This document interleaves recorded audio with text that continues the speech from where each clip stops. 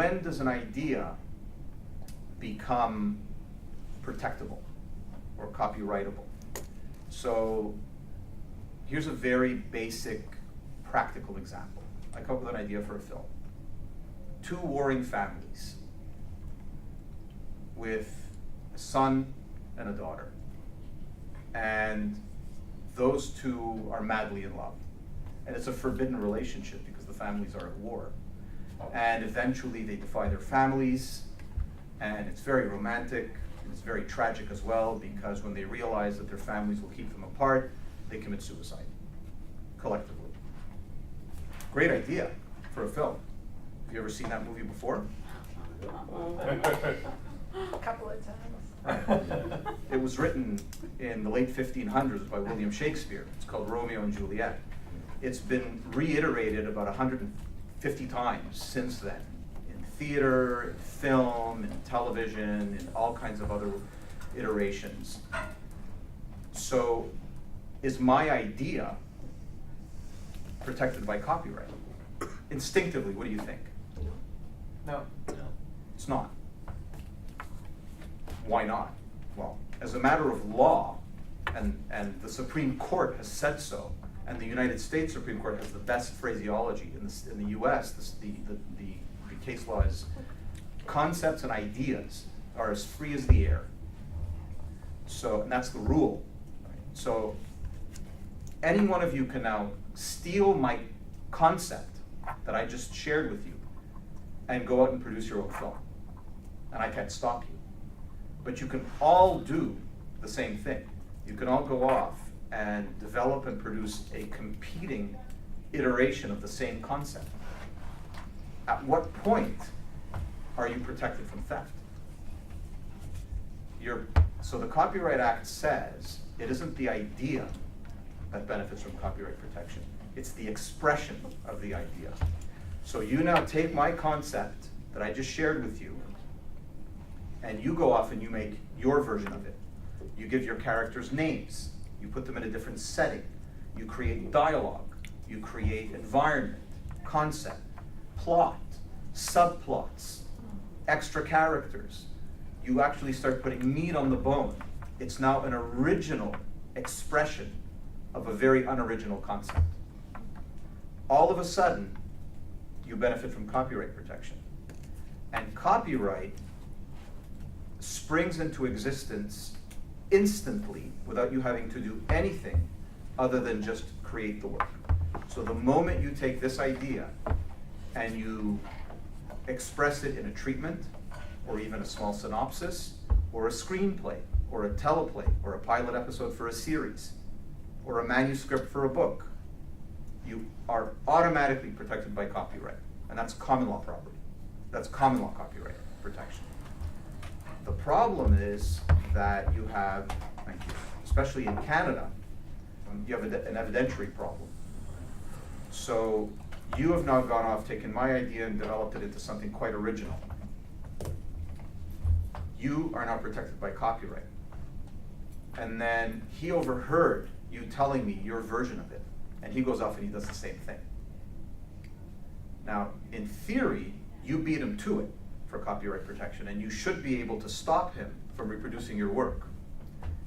But he registered his copyright before you did, and now there's an evidence problem. Right? So now you have to be able to demonstrate that you predate his registration. So a registered copyright is a governmental mechanism. You go to the Canadian Intellectual Property Office, and you can do it online for $50 in your pajamas. It's very easy to do. And you register copyright in a dramatic work, because it's a screenplay, and that's good for the rest of your life, plus 70 more years after that. So it really is intended to make it exclusive. So I've done that, and I've always wondered, how is it really possible, because it's just transactional. Like, I've not actually uploaded a PDF of what it is with the subplots, the characters, and all the blah, blah, blah that makes it mine. You know, they're taking my word for it. Exactly. and that's a good point, and that's a problem with the Canadian system. Yeah. The difference between the Canadian registration system and the United States Copyright Office's system is that in the US, you can't actually register your copyright in the script unless you submit a physical copy Yeah. to the Copyright Office, and that gets archived at the Library of Congress in Washington. Yeah. Here, it's the opposite. In Canada, they don't want you to submit a physical copy. It's an honor system. So you submit it, and they're relying on your good faith and your honesty, because if you don't do it honestly, you've actually committed a crime. But I don't recall anyone ever being prosecuted, at least to my knowledge, for having filed a faulty, although theoretically, it's a crime. But what we do in Canada in order to make up for that lack is that we will register the copyright with CIPO, and at the same time we'll take a physical copy and we'll register it with the Writers Guild, which give you a 5-year registration that they archive for you, and a registration number and a certificate, and you renew it every 5 years. And when you do those two things, then you have the physical evidence with the Guild, and you have the statutory protection with the Copyright Office. And then we take it a step further sometimes when we think we've got a really commercial product and we think we're going to go wide with it. We'll register copyright here and at the US Copyright Office in the States, where we do deposit the physical manuscript. So you got a double whammy. Can I just ask you a question about that? So we're, as Canadians, registering our work in the States, but we want to film it here. Why would we be registering it there? Number one question. And second question is, how, that helps us, I guess, because it's similar laws that if we're registered there, we're protected here as well, right? Oh, Like yes, situation. the WGC, which is the Writers Guild of Canada, has stopped offering that service, Yeah. unfortunately. Whether or not it's because they didn't get enough of it or not, I don't know if that's true. I think that's a bit of a cop-out argument. I think so Yeah. too. But when they stopped doing that, we just started using the Writers Guild of America, and we use the Writers Guild of America East because they're a lot easier to East, work with. okay. But you can do either East or West, and you can still register it online with those guys. And that serves as an external archival system that still takes the physical copy, attributes an archival number to you, and it's good for 5 years, and it's nominal. I think last I checked, it was like $20 $30 Yeah. or something Yeah, I like that. just did it. Yeah, so you can still get around the lack of archival system, and by the way, it's not true that if you put it in an envelope and mail it to yourself, that's good enough. I Right. don't, that's sort of an old wives' tale from 50 years ago, but registering it in Canada, registering it with the WGA, and potentially registering it with the USCO as well, Yeah. sort of maximizes your statutory protection. Now, why would you as a Canadian register it in the States? A few reasons. One, specifically because they're taking a copy of your material and they're archiving it themselves, and that's forever, right? The second is because if you think you're going to be exploiting your product in the US, having US protection compounds your security as well. The US and Canada are both signatories to the Berne Convention. The US actually is a late entrant. And for a while it wasn't a signatory, but it did eventually sign up. And what that gives you is it gives you protection, even if you're not a citizen of that country. It gives you protection in all Berne Convention signatory countries, but only to the extent of local protection. So to the extent that they protect their own citizens, they will also protect you.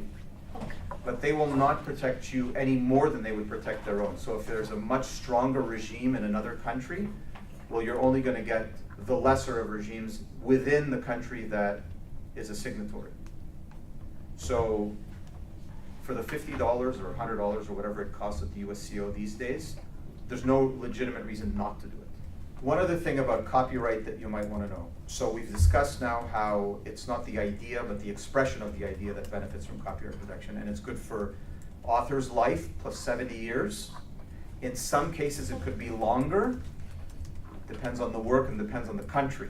In some cases, it could be shorter. Depends on the work, depends on the country. For example, if it's a corporation, well, what is the life of a corporation, right? So things will change, and also it depends on the work. In some cases, it's plus 90 years. And by the way, it used to be author's life plus 50 years. until the United States decided to pass the Millennium Copyright Amendment Act a couple of years back. And the reason they passed that amendment to increase it from 50 to 70 was because Disney was going to lose its copyright on its biggest characters. And Disney makes almost all of its money from licensing, right? So when Mickey Mouse was about to fall into the public domain, because it had been 50 years since Walt's death, Disney panicked and lobbied Congress, and Congress passed an amendment to the Copyright Act to stretch it by another 20 years. So we sometimes, jokingly in the entertainment industry, refer to it as the Mickey Mouse Extension Act. But it was the Millennium Copyright Extension Act at the time, and it did, across the board, not just for Disney, extended by an extra 20 years. So, interesting little tidbit of history there. Copyright doesn't limit itself only to the right to reproduce a work, to copy it. There are some other nebulous little bits and pieces to copyright that you should know about. One of them I'm sure you've heard about, and I wonder the extent to which people have mastered the notion, but there's a concept of moral rights. You Didn't want to take master a guess that. at what that is? Yeah, I didn't master that. Okay. It's always in all the contracts, and I still It's always have. in the contracts, I and you're still always have. waving it, and you don't know what you're waving. Yeah, exactly. Yeah.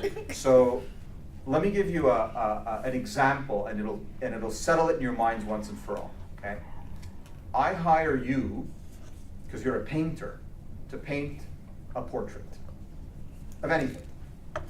I want you to paint a portrait of Gavin. He gives you permission, because he has publicity rights, so I can't reproduce his image without his consent, but he gives his consent, and you paint his portrait.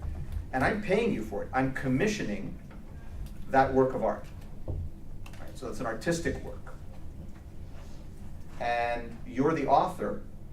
So we're going to start to cobble together a few of these concepts we spoke about. You're the author. I expect to be the owner. And we got his permission to get to reproduce his image, his image and likeness. So let's say he did it for free because he's a nice guy, and he gives us the permission, and then he's out of the picture. Only the shoulders up. Oh. Then that's no fun. So you paint it. I pay you. You deliver it to me. I put it up above my fireplace, above the mantle. And I'm very proud of it, right? And then I ask Gavin, you got to come over and see this. It's really nice. And he comes and he goes, that's not what it looked like and all that. But there's nothing he can do because he signed a release. So he can't touch me anymore. And then I decide, when she painted you, she did it without the beard and the mustache. So I take a Sharpie. I take a Sharpie and I draw the beard and the mustache. And then I invite you over the following week, right? Because I know how much you love martini on the rocks, and you come over, and then you see what I did to the painting. And you're shocked, right? And you flip the table over and go, how could you do that? And then I'll say, hold on a second. In our contract, you assigned your copyright to me. Even though you're the author, I'm the owner. I own that painting, and I can do whatever I want with it. And then you say, however, in our contract, I never waived my moral rights. Wow. And I'll say, uh-oh. What's moral rights? What does that mean? So I'm going to call my lawyer and I'm going to say, what does it mean that I didn't waive my moral rights? And the lawyer's going to say, she's making a moral rights claim. And a moral rights claim means that you can do two things. You can say, I have the right to be credited as being the author. That's called a paternity right. But I also have the right not to have the artistic integrity of my work violated. And by taking that Sharpie and drawing a mustache and a beard, I violated your moral rights. Now you can sue me for damages because your integrity as an artist has been destroyed. You're an artiste. right? How dare I go out and draw that on your work of art? Now, the only way for me to protect myself against a claim like that is to have included in our contract not only an assignment of your copyright, which makes me the owner, but a waiver of your moral rights, which means now I can draw whatever I want on that portrait, you can't touch me. Now, in Canada, you can waive your moral rights. You can't assign your moral rights. An assignment means a sale, it means a transfer of ownership. You're not allowed under the Copyright Act to assign moral rights, because moral rights are inherent to the artist himself or herself, right? How can I sell shock value of integrity to someone who isn't the author? So it's reserved to that person themselves. But you can waive it, which means you can no longer enforce your moral rights. In the US, they don't quite have the same notion of moral rights in the Copyright Act. They touch upon it in certain areas, but it's not as intense as it is in Canada. In Canada, you can waive it, you can't sell it. In the US, it doesn't really, it's unspoken. In France, which is a very creator-driven jurisdiction and culture, it is illegal to assign or waive moral rights. So even if I had you sign a waiver of moral rights and we were both doing this in Paris, I couldn't enforce it in a courtroom. So I would always be walking on eggshells, and I would have to resist the temptation of using my Sharpie if we were in France. However, when we make our films, we sell the distribution rights to Warner Brothers or Paramount Pictures or Universal Studios or any of the big boys south of the border. They're going to demand not only an assignment of copyright, but a waiver of moral rights. And when we have represented clients in France, the studios still ask for a waiver of moral rights, and we inform them it's not enforceable in France. And they say, we don't care, we want it anyway, because we don't want them trying to claim it in California. So at least for California law, it's waived. And in France, we'll deal with it there if we have to. Oh. So they take it anyway. What if somebody doesn't sign the waiver to the moral rights? Then I have to resist making any changes to their script? How does that work? So here's some free legal advice. If you just acquired a screenplay from a writer who's refusing to waive moral rights, don't do the deal. Something's wrong.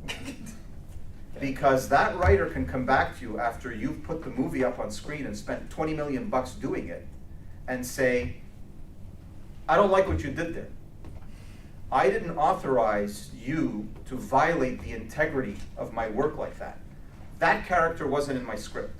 That dialogue, that attitude, that subplot, what did you do? You wrecked it. And you'll say, wait a second, I'm the producer. I spent 5 years raising $20 million and broke my back and deferred my fees. You're the only one that got paid and I didn't. And all of a sudden you're telling me how to make my movie. And the writer can say, but I never deferred my moral rights.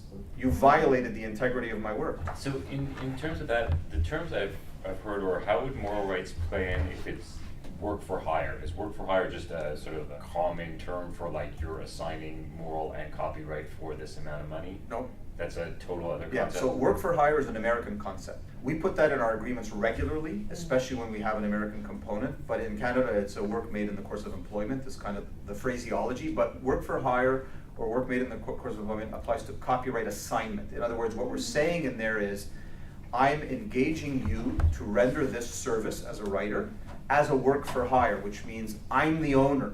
You're just a service provider, and you are assigning all of those ownership rights to me. But I'm still going to include a waiver of moral rights provision in the document. If I don't, then I'm exposed. And I guess maybe this dovetails too, but if you're licensing as opposed to purchasing, like in your example, if she had painted the portrait but was licensing you the right to use that image, again, you'd have to... Then I'm not the owner. Would you have to get her to waive moral rights if you wanted to modify it in your usage, licensing it, or? So the difference between an assignment and a license, in an assignment, ownership passes from one owner to a new one. In a license, the original owner remains the owner, but is granting permission to a licensee, to a third party, to do certain things, right? The best example in the film industry, there are two good examples in the film industry. In Canada, when you hire a WGC writer, so a guild writer, it's a non-guild writer, it doesn't apply. Because under the WGC collective agreement, when you do a deal with a guild writer, the guild writer retains copyright ownership of the script all the time, regardless. Not the same in the States, by the way, the WGA transfers. But here, it's considered an exclusive license, which to me is an aberration, by the way. Yeah. But it is what it is. It's an exclusive license and you have it forever. As long as in the agreement, you have the writer waive the 7-year reversion rule, right? Because in Canada, again, under the WGC, if you're a WGC writer and I commission you to write a screenplay, then I will never own it. You will always own it, but I will have an exclusive perpetual license to use it in any which way I want to forever. Which is absurd, really, if you think about it. Then why shouldn't I own it, Yeah. right? Because you didn't write it.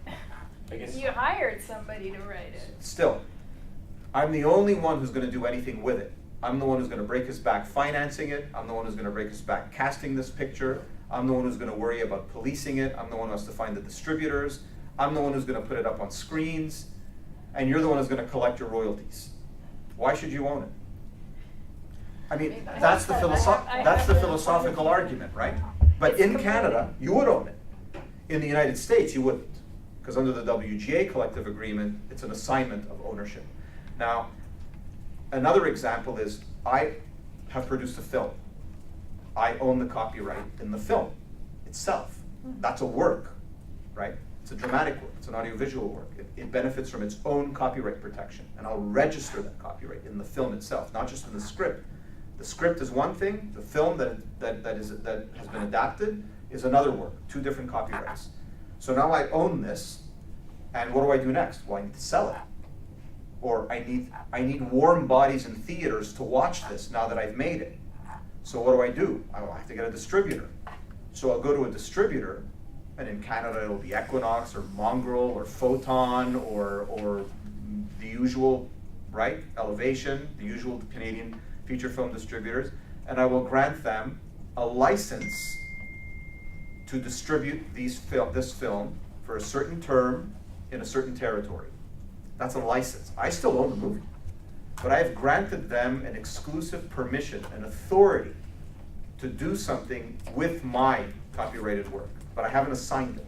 And so would they have the moral right? Like, let's say they said, oh, we want to They don't have any moral rights. We want to recut it for a broadcaster. They can't do that without us. Well, yeah, so in the distribution agreement itself, or the license agreement that we'll sometimes call it, there will be a provision in there that says, although they can't recut my film, they can do certain things for censorship purposes. Let's say they're distributing it in China. Very heavy censorship in China. We won't get it on screens there if it doesn't get through the censors. So they're saying, if you want us to sell this to the Chinese, you have to let us cut it. Only for censorship purposes. If we're going to sell it to a network for TV exploitation, we have to cut it to black it out for commercials. That we're allowed to do as well. There's industry standard carve-outs.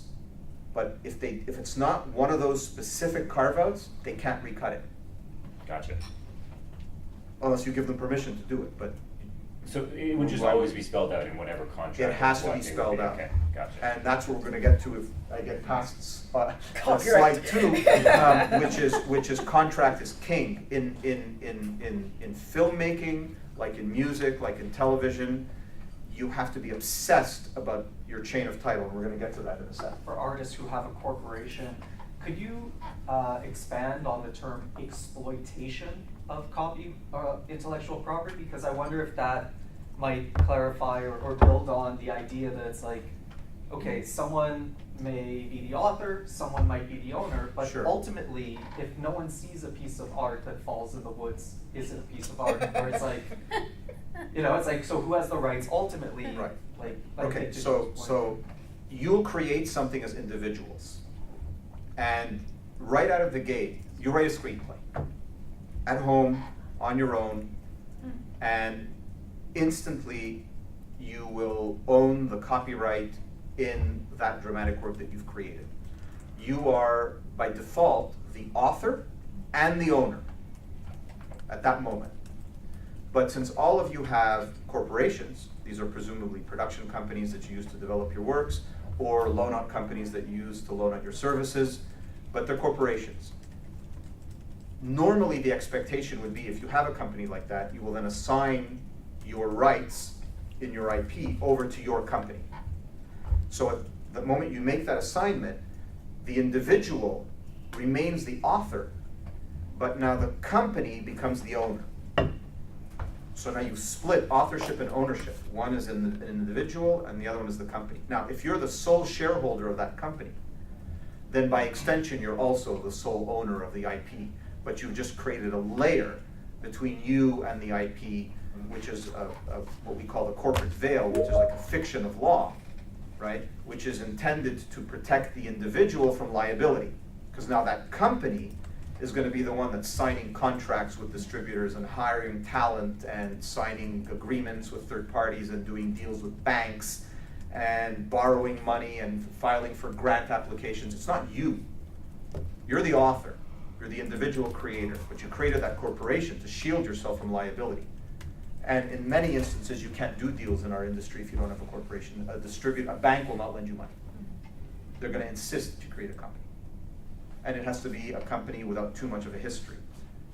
Otherwise, they're going to ask you to create a new one, because they don't want a company that has liabilities and unpaid taxes and may be susceptible to lawsuits. And then all of a sudden, the bank's like, well, wait a second, if I have to chase after you because you've defaulted on the loan, am I standing behind 500 other people that are claiming something from you as well? No, create a new company and we're going to lend money to that one. No history, right? So there's this distinction between authorship and ownership at that point, right? Going to your work for hire idea before, it is possible, let's say I have a corporation and I want to hire you to write a screenplay and I do it as a work for hire agreement. The Americans especially will put in a provision that says, I'm commissioning you to write this screenplay. This is a work for hire. I will be deemed author and owner for the purposes of the copyright registration. So when I take the finished script and I go to the copyright office and I register it, and I have to declare who the author and the owner is, I will put myself down as author and owner because you agreed to that in the contract. So that's a fiction of law, but you can do it. And that's done a lot, by the way. So that company that now owns the asset, it's the one that's going to enter into all of those agreements. So it's the one that's going to produce it probably won't produce the film. It'll then create another company, which we call a special purpose vehicle, an SPV, which is an empty shell that exists for no other purpose other than to produce that one thing. So your normal company that you have now is your parent company. It's the company that develops all of your projects, but doesn't necessarily produce them. And when one of your projects is sufficiently developed and you've secured your financing and you're ready to go, you're going to extract that IP from that one and assign it into the SPV. There's another assignment agreement. And then that SPV will be the production company. And it's going to do all the deals, and it'll produce the movie, and it'll own the movie. And then after a few years, you're not going to want to have that company anymore, because if you have 50 companies, you're going to be incurring tons of maintenance costs. So after a while, when it's no longer generating a ton of revenue, because the film has sort of ran its course and its shelf life, usually it's the first 1 to 5 years where you generate the most revenue, and then after that it trickles in.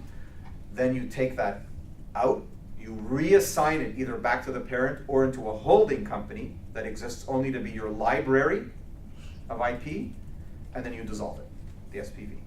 And you create a new one for every single film or every season of a television series. So if you pay attention to the credits, right? Because I'm one of those people that can't watch a film or a television series like normal people. I'm very interested in the credits because the credits reveal a lot to us. And when you're watching a television series, and it'll say, for example, copyright, Game of Thrones 2, right? That's because HBO created a second SPV only for the episodes that'll be for season 2. And then you'll create one for season 3, and then season 4. And then we'll have like 10 companies by the time the show's run its course. At the end, they're going to dissolve all of them and stick all that IP into a holding company. That will belong to Warner Brothers, ultimately. So if you guys walk away from this discussion with anything at all, it's this, okay? Chain of title is the most important thing in a filmmaker's existence. If you don't have clean chain of title, you're dead, right? Your film is dead. You will never sell it. That's dramatic. That's dramatic. It is. Really true. And I want to be dramatic about it because it's that critical. You would be amazed how many times we get consulted on chain of title, right? Or asked to render an opinion on chain of title. And to render an opinion, I need to see the chain. So I'll say, send me your chain of title. And I'll get every answer in the book. The first answer I'll get, which is the worst one, is, what's that? And then I'm like, oh my God, this is not going to be an easy one, right? Another one will be, yeah, no problem, here's the chain. And then I receive it, and it's awful. What do you mean by awful? Poorly drafted, the assignment clauses aren't in there, the waiver of moral rights clauses aren't in there, the no injunctive relief clause isn't in there, the stuff we are looking for are not in there, right? The So protections. all of the things that your distributor are going to demand to see. And if they're not in there, you're not selling it. So I represent a very prominent Canadian producer who's very well decorated, You're not going to say but I that. can't tell you who it is. And years and years and years ago, he had produced a very successful Canadian film. He did so well, in fact, that Sony called him and said, we want to acquire that film from you, and we want to sell it in the US. $2 million deal. It's Ooh. great. They said, naturally, here's our distribution agreement, and the distribution agreement is this thick, and at the end of the distribution agreement will be schedules, and the most important schedule in any distribution agreement is the delivery schedule. And the delivery schedule is about 30 pages long, and in it, there's all kinds of categories of what you as a filmmaker must deliver to the distributor for them to be satisfied before they actually, right? And one of the deliverables in every distribution agreement is chain of title. So what is the chain of title? The chain of title is the collection of all the contracts and documents from the moment you conceived of the idea in the shower on a Monday morning and were so fascinated by your own idea that you leapt out of it soaking wet to go and write it down, until it gets onto a screen in a theater. From that moment of inception to the moment of exploitation, there's a life cycle, right? Okay? That entire life cycle has to have been papered, step by step by step. Assignments, licenses, writer agreements. There's a slew of contracts in which ownership transfers. And when I look at a chain of title, from the moment I see the idea has been conceived, I have to be able to follow the train of ownership until the moment it reaches Sony Pictures. And if there's a gap in the chain, you have a broken chain of title. And that has to be fixed or you can't sell it. For the chain of title, is it only like big above the line ideators? Like I work in animation, so let's say, you know, in an animation studio, would they actually want to see like the contract for every employee that Yes. touched a frame of the film? Like it could be 1,000 employment contracts Yes. that they'd want as part. Yes, absolutely. So I represent Anaventure, that you may have heard of, a very large animation studio in the UK that does a lot of its animation here in Quebec through Cinesight. Or we do it in India as well, or we do it in Korea or in Vancouver. We have 700 animators. Every single one of them has to assign a piece of paper. In fact, everyone in the credits of that film has to assign the piece of paper in which you have an assignment of copyright, what we refer to it in those agreements, in agreements for people who collaborate on the creative side, is we refer to as an assignment of the results and proceeds. Okay, you might have seen that language. That means everything you do for me on this film belongs to me. All of it. You're assigning the results and proceeds of your services. And the paragraph will be this long, it'll eat up half a page. And it'll cover everything and then some. And at the very bottom, it'll be the waiver of moral rights, right?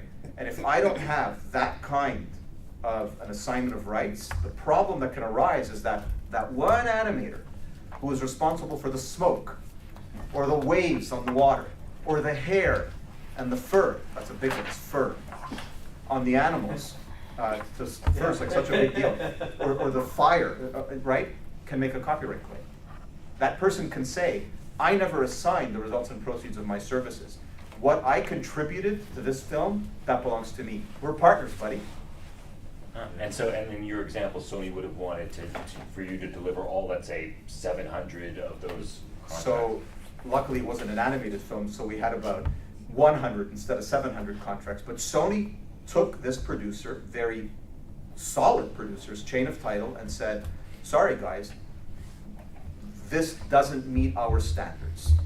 You don't have a waiver of moral rights in one of your writer agreements. You don't have this, you don't have that, you don't have the no injunctive relief clause, you don't have everything that we're, as a studio, look at. Remember, these American studios live in a culture of litigation. Over here, he got away with it because it was, well, Quebec style. We don't litigate here, it's not in our culture. There, they'll sue their own mothers. So they're really, really nervous about getting sued. So they're very hyper vigilant and hyper rigorous when it comes to chain of title review. And if there's anything in there that they're not satisfied with, they will throw it back, right back at you. So there were lots of gaps in his chain. So he called me up and said, I don't even know what they're asking for. Oh, wow. So we went through it, page by page, and we identified all the gaps in the chain. And we made recommendations on how to fix those gaps. Let me tell you, when you have to try and fix a gap in your chain 10 years later, it's not cheap. It took us 9 months to do it. One of the gaps was that there was a problem with one of the original writer agreements. Problem is, the writer had written the script 15 years earlier, and the film had been produced 10 years earlier. Where is this writer? Is he even still alive? Right? We searched and searched and searched. Eventually we found him retired somewhere in Tucson, Arizona. And we finally got in touch with him. And it was a big deal because we needed him to sign an amendment to a 15-year-old writing agreement that he had no legal obligation to sign. So he could have very easily put a gun to our heads and said, sure, you want an amendment? 50-50. Pay up, baby, right? Would have held us hostage. Luckily, he was cool, and when we got in touch with him, he laughed. Because he knew he had us, right? But he didn't care, so he just signed off. We got lucky on that one. Eventually, we sold the film, by the way, and Sony finally was happy with it. But that's a classic example of even a very successful Canadian film thinking they have a perfect chain of title when in fact they don't. I think my clients, some of them are like big Hollywood or international entertainment companies, or maybe laxer than they should be. Like, they don't all or often ask me to audit the contracts for my employees, but they should be before they actually hire us, right? Like, that would be the sensible thing. You want to say? Do you do animation services? Yeah. First of all, if I were going to hire you to service my animated film, I would probably want to see what your template is with your artists, or I would impose my own template and said, make them sign this. And let's say, like, I hire my art department, they have a department budget, they subcontract some graphic designing to someone else to create props. But then I don't, like, I'm not even, they come back with me, here's a prop, blah, blah, blah, but then I was never involved in that contract. Is that's the kind of stuff that we should include Well, as that well? could be a problem as well. Okay, So in perfect. your contract with your service Yeah, provider, okay. you should normally have a clause that says, you are not allowed to sub this out to anybody without my consent. Okay, And if you do want to sub it out, ask me first, and then I need to know who you're subbing it to, and I need to vet the subcontract itself to ensure that they are assigning the results and proceeds of their services to you or me. Yeah. okay. There's vendor contracts. I work Yeah. on a lot of big American films. okay. They make us have the vendor sign contracts. I recently did a chain of title for my animated short film, and where we also listed the grant, the date of the creation of the script, everything. So I guess that's all. Well, So sometimes certain documents may seem like they're chain of title documents when in fact they're not. The rule of thumb is, do rights pass, Okay. right? So your contract with your caterer is not a chain of title document. We're not gonna ask for it. Right. Your contract with your writers, anything in which rights pass Okay. is a chain of title document. Because I need to be able to follow from conception to exploitation where ownership goes. Remember, we're distinguishing between authorship and ownership now, right? Okay. The key legal question in film is not who the author is. We don't really care who the author is. We care who the owner is, right? Because that's who's gonna sell this thing. That's what the distributor is worried about. So the distributor at the end of, see, because this is your life cycle, right? You start with the idea, then you'll have a synopsis, then you'll have a treatment, then you'll have the script, right? All of that is what we refer to colloquially as the development stage, right? When you're done with development, you hit production. Now you're filming, right? That's principal photography. Mhm.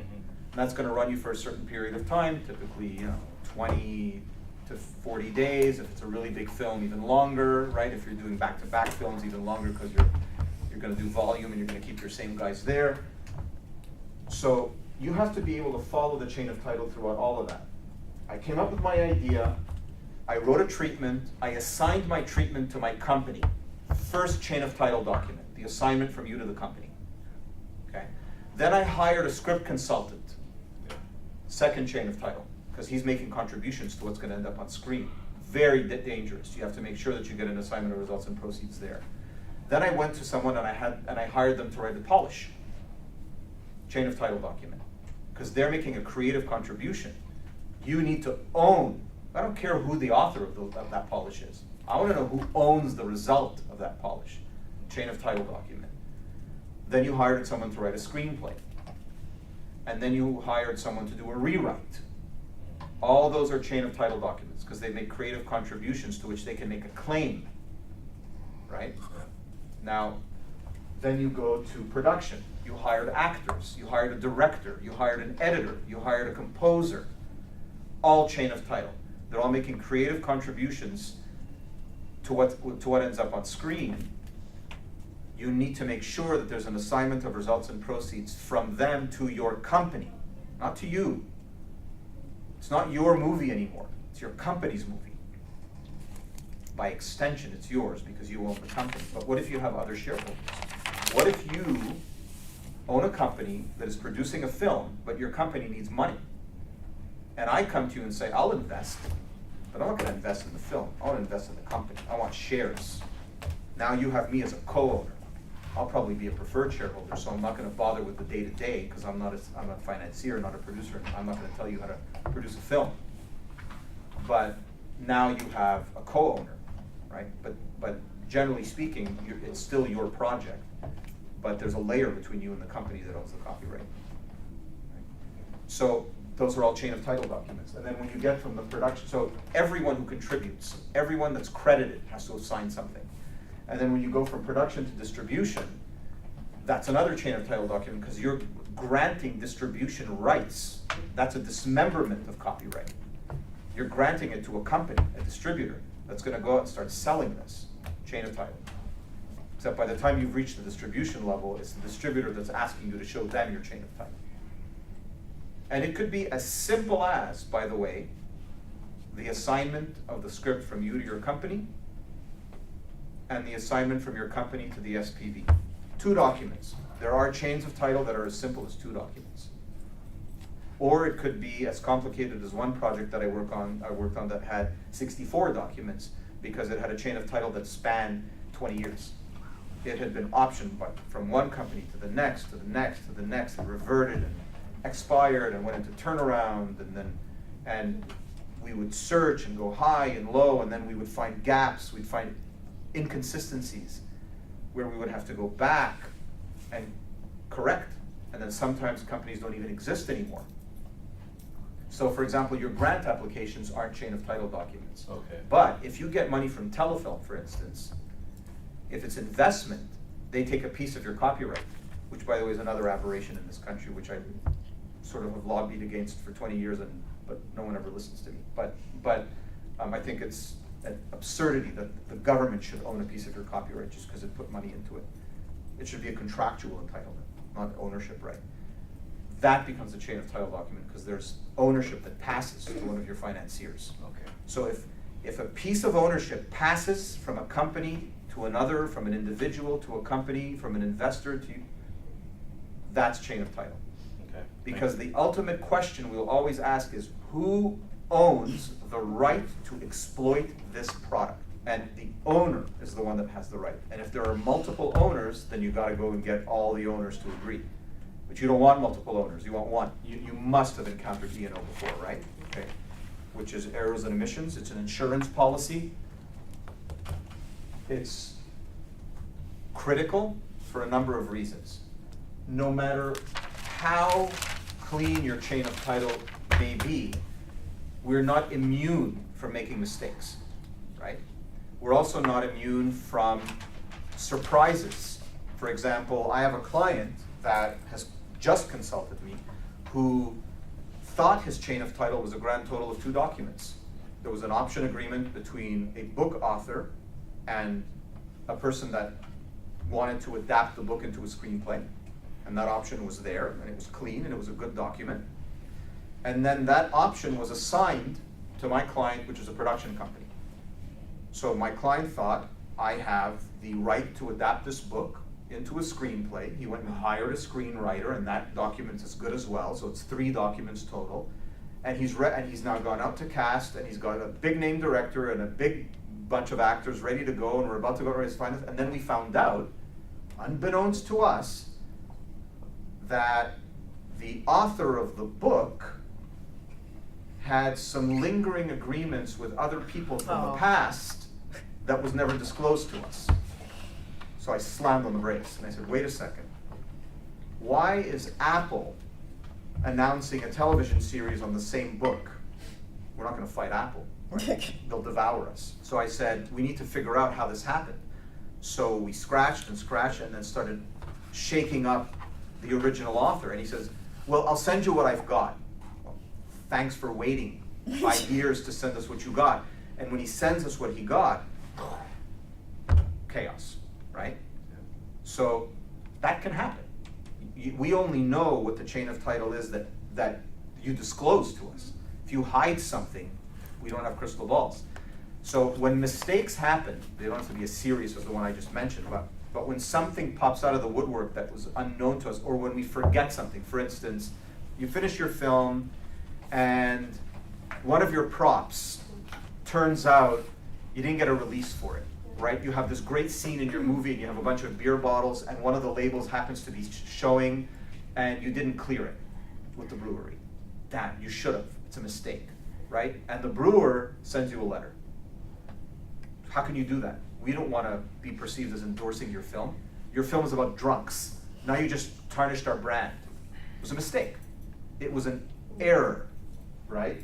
Hence, E&O, errors and omissions, okay? So I made a mistake. I'm going to call in my insurance company and I'm going to make an insurance claim and they will step in and they'll settle it for me, right? So they become subrogated to my rights. You have to have an E&O policy. I can't emphasize it enough. And if you don't, you're not going to get distribution. Because let's go back to that distribution agreement with the delivery schedule. One of the deliverables is an E&O policy. If you don't have one, they won't distribute. When do you buy E&O?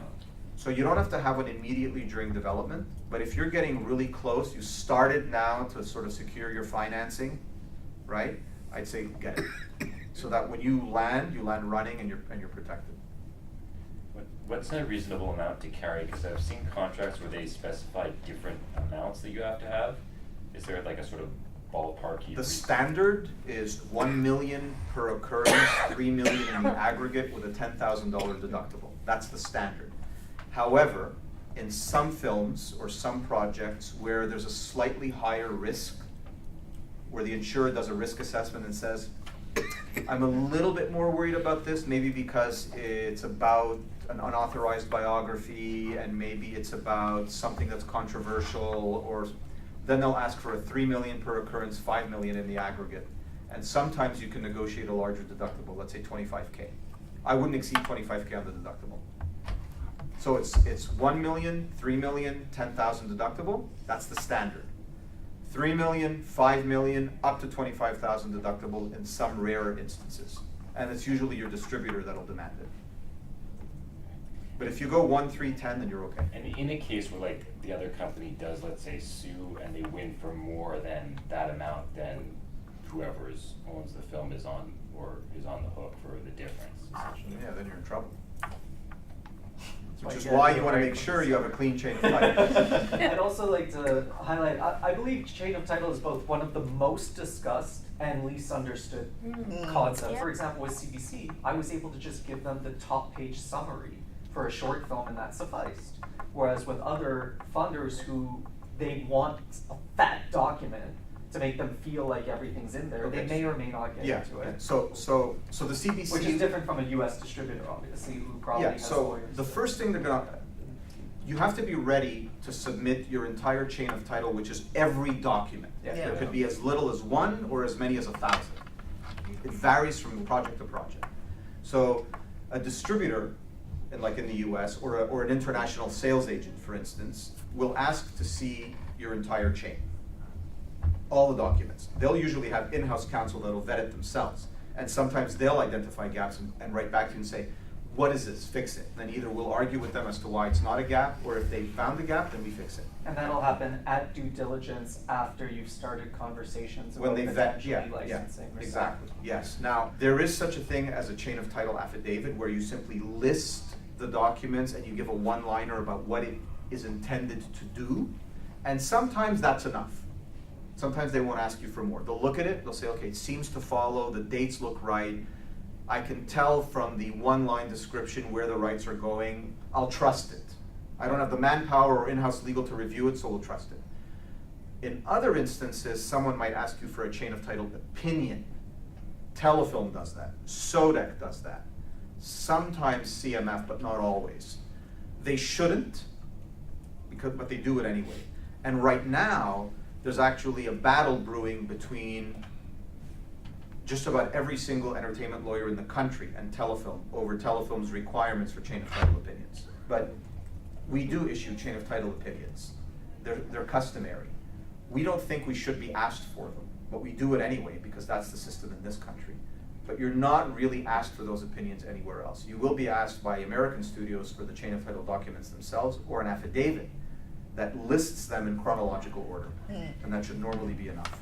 And look, it's self-serving to say you really should consult a lawyer at the level of chain of title, and usually, lawyers and accountants are considered these money pits and necessary evils that, you're wasting money on that should end up on screen instead of, but chain of title is the wrong place to cut corners. If you're gonna cut corners anywhere else, but that's not where you do it, because it will be 10 times more expensive to fix it after it breaks than it is to build it correctly at the outset. Cost of doing business in this industry.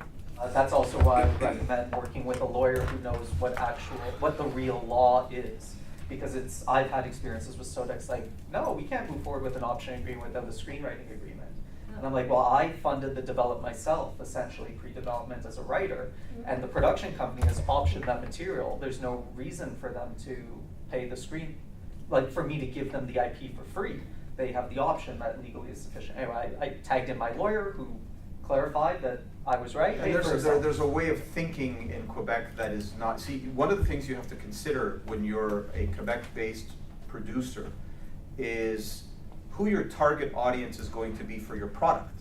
If you're creating a French language feature that is intended only to be exploited here, and you really don't see a market for it outside of these borders and all of that, you can paper your production à la québécoise, as we call it, okay? But if you aspire to end up on Netflix, or to end up selling it to Warner Brothers, or to end up doing something that is more global, you can't do it that way because the foreign buyers aren't going to touch it, right? You have to use the strictest common denominator on chain of title if you want to sell it to the Americans. There's just no other way. Because they're going to look at your chain, and although you may have sold it to CBC over here, which is not going to be a rigorous chain, or not as rigorous as it would to an American streamer, for instance, they won't go for it. I don't know if I can say the name, but there was a very large US streamer that was producing a feature in Canada, and they were acquiring it. So the chain of title had already been papered years earlier by the local production company. And the local production company it was a Francophone company that had done everything in according with its own way of doing things that is very customary in this province, right? But that doesn't meet the standards of a major US streamer. And their local production council did not have the experience to paper a chain of title that would meet US standards. Perfectly fine here, but it hit a wall. And so when the streamers saw it, they said, we're not touching this until you fix this. And then they forced us on the producer. And we had to fix the chain. And we had to Americanize it. Otherwise, they wouldn't have touched it. So for the global stuff, like I commonly see, like both parties have agreed, this contract be litigated in the state of California or whatever. So that's fine, or as your Canadian lawyer may or may not push back, but just be sure they understand US law. Depends on the transaction, right? So if we're here, we will by default make it Canadian, but it depends who's on the other side of it, right? If the other side of it has more bargaining power, then we usually will lose that fight. But we're not as concerned about losing that fight when it's an agreement governed by the laws of the state of California, because in our industry, it's a sophisticated jurisdiction. It's got, a real history, a very strong understanding of what we do. So we're not, worried about that. Whereas if it were a contract that were governed by the laws of Mississippi, I would worry, right? So what we try to do in those instances is we try to get either a neutral jurisdiction, like we'll say, look, you're in Mississippi, I'm in Quebec, you don't want mine, I don't want yours, let's make it New York, right? So we use a neutral third party. We use a jurisdiction that we trust, that has sophisticated business laws, right? And people that understand our industry and our jargon and our very bizarre ways of doing things, because in our industry, it's not quite like it is in other industries. When I was in big firm, and some of the guys in mergers and acquisitions or the other commercial departments would look at how we drafted our agreements, they thought we were nuts. They didn't even understand some of our jargon because we have very unique language. So you want to find a jurisdiction where arbitrators and judges get it. California and New York is pretty good. The laws of England and Wales, we use that a lot, also very good. So we're okay with those kinds of things, but there's no hard and fast rule about which choice of law we put in. It depends on the circumstances. But as sort of a jurisdiction that's sort of like a safe, standardized jurisdiction, a Canadian lawyer would be able to deal with that, like let's say New York. We're not uncomfortable with New York and California. Okay, gotcha. So beyond the chain of title instincts that you have to develop, right? Here's sort of what you want to have as a knee-jerk reaction. So you always want, chain of title again is always about identifying who owns the rights. So you have to always be aware and confirm, even for your own sake, where ownership rests. Not authorship, ownership, okay? So that's a critical first thing to be aware of. You have to have the instinct to make every single person that is a creative contributor, even a minor creative contributor, must sign an agreement. If someone doesn't sign an agreement that contains the basic provisions of assignment and waivers of moral rights and the sort of thing that American buyers want to see, don't let them touch the material.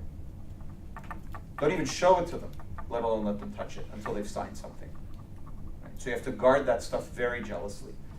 When you can, register anything you have with CIPO, with the WGA, with the USCO.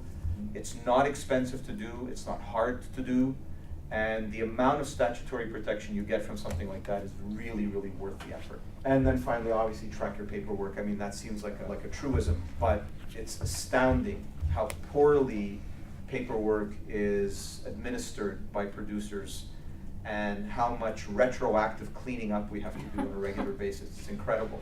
You could save yourselves a lot of heartache by being very meticulous in your paper tracking.